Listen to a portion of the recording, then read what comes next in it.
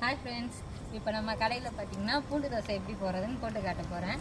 வாங்க வீடியோக்குள்ளே போகலாம்.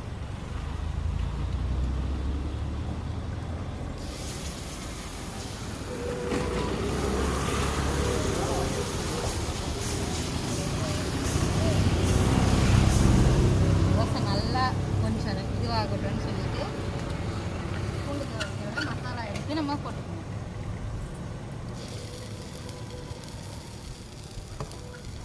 இது நம்ம கடையில் ரொம்ப ஸ்பெஷலுங்க.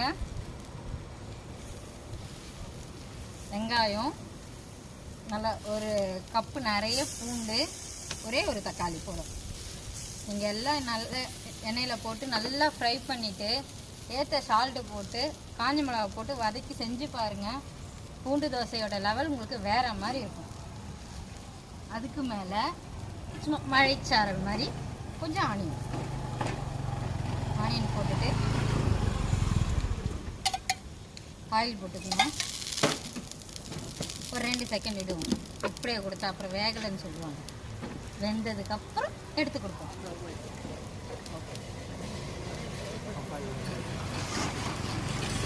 வாங்க நம்ம கடைக்கு வந்து சாப்பிட்டு பாருங்கள்.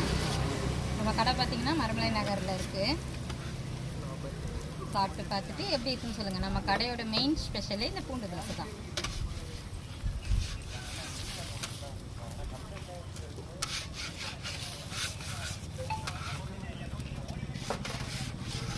இப்போ ஒரு கஸ்டமர்கிட்ட கொடுத்து நம்ம சாப்பிட்டு பார்க்க சொல்லலாம்.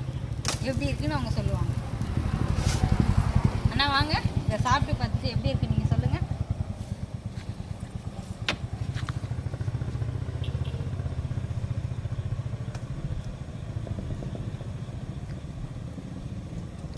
மக்களே, இந்த பூண்டு தோசை எப்படி பண்ணாங்கன்னு தெரியல, நல்லா இருக்குது. நீங்கள் வந்து சாப்பிட்டு பாருங்கள். இது மேலே லைட்டாக வெங்காயம் போடுறதுனால இன்னும் டேஸ்ட் நல்லா இருக்குது. நீங்கள் எப்போயாவது இந்த பக்கம் வந்தீங்கன்னா வந்து சாப்பிட்டு டேஸ்ட் பண்ணிவிட்டு எப்படி இருக்குன்னு சொல்லிட்டு போங்க.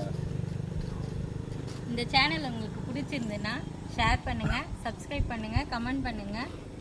தேங்க்யூ ஃபார் வாட்சிங்.